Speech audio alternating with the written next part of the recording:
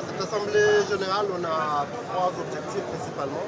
Le premier, c'est de faire un bilan sur ce qui a marché et ce qui n'a pas marché lors des élections présidentielles et celles des gouverneurs, pour essayer de mieux se préparer pour les élections communales et parlementaires de 2025. Le deuxième objectif, c'est d'établir le règlement intérieur qui va définir le devoir et les droits d'un adhérent de la CRC.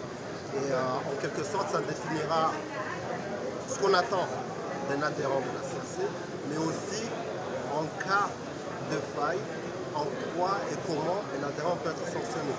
Et pour finir, le troisième objectif, c'est de mettre en place le comité des sages.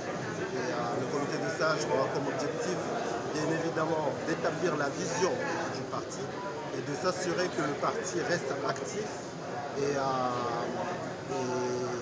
en cas de problème, que le comité de sages agisse comme un médiateur pour essayer de jouer un arbitrage au cas où il y a un problème entre une faction et une autre, une personnalité et une autre. Merci beaucoup. Merci. Afin d'étudier nos textes, notamment le règlement intérieur du parti, et afin de le valider et également asseoir certaines institutions et nommer certains responsables qui sont prévus dans les textes aujourd'hui.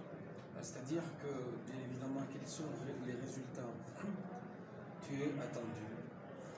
Les fruits qui sont attendus de cette Assemblée générale extraordinaire d'aujourd'hui, au vu de ce qui a été exposé précédemment, nous attendons de nommer justement tous les responsables qui sont prévus dans nos textes afin que chacun revienne dans ses responsabilités, dans ses missions, pour pouvoir mettre en place le programme adéquat, pour pouvoir dérouler les missions de chacun et arriver au terme de ces activités-là pour pouvoir atteindre les objectifs du parti et se préparer au mieux aux échéances électorales prochaines. C'est-à-dire, pour terminer, c'est une séance de travail de 2 jours.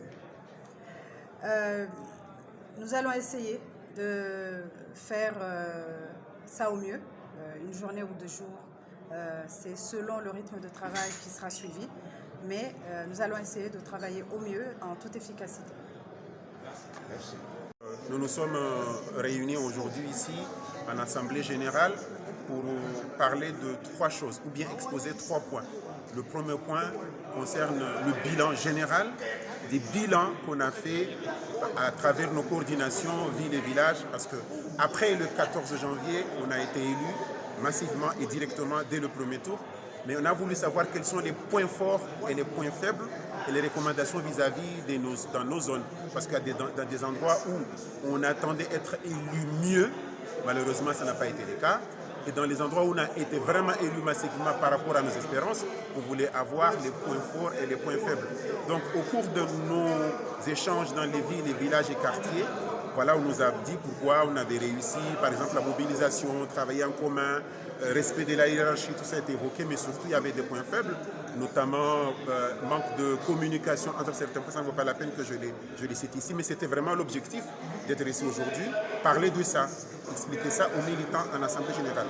Deuxième point était d'adopter le règlement intérieur, car après le congrès du mois d'août 2023, il a été recommandé de mettre en urgence le règlement intérieur, parce que vous savez que c'est le règlement intérieur qui est le document du quotidien qui fait la gestion du parti.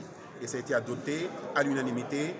Il y avait eu des ateliers de préparation et facilement ça a été vraiment bien adopté. Il y a des points forts tellement, par exemple, on a amélioré la qualité de l'adhérent, la manière de cotiser dans le parti, les sanctions, par exemple, surtout. Il ne faut pas voir qu'il y a de l'immunité ou bien une personne seule qui dirige le parti.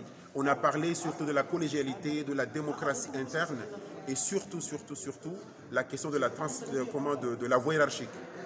C'est-à-dire, et surtout la question de la verticalité des décisions aussi. Il faut que la base soit écoutée mais aussi que la base remonte les informations au niveau du sommet, et aussi le sommet doit aussi renvoyer les décisions d'une manière vraiment rapide au niveau de la base, parce que ça a été aussi une défaillance. Et aussi aujourd'hui, on a mis en place ici le comité de sages, qui est vraiment un comité, un organe vraiment essentiel du parti, parce que c'est un organe consultatif qui à chaque moment il peut être consulté. Et à l'issue de ça aussi, j'ai oublié de le dire en comorien, le président d'honneur nous a recommandé, surtout le bureau, moi j'en fais partie, je suis un simple conseiller, consultant comme vous voulez, d'organiser un congrès extraordinaire, parce que le congrès au niveau du parti, c'est 3 ans. Normalement, le prochain congrès devait être le 2027, mais le président a dit que le dernier congrès, il y avait aussi des pressions parce qu'on allait vers les élections. Donc il a recommandé qu'il y ait un congrès extraordinaire dans l'apaisement pour voir vraiment bien faire les choses et surtout faire appel et ouvrir le parti à d'autres militants qui veulent venir travailler avec nous. Merci.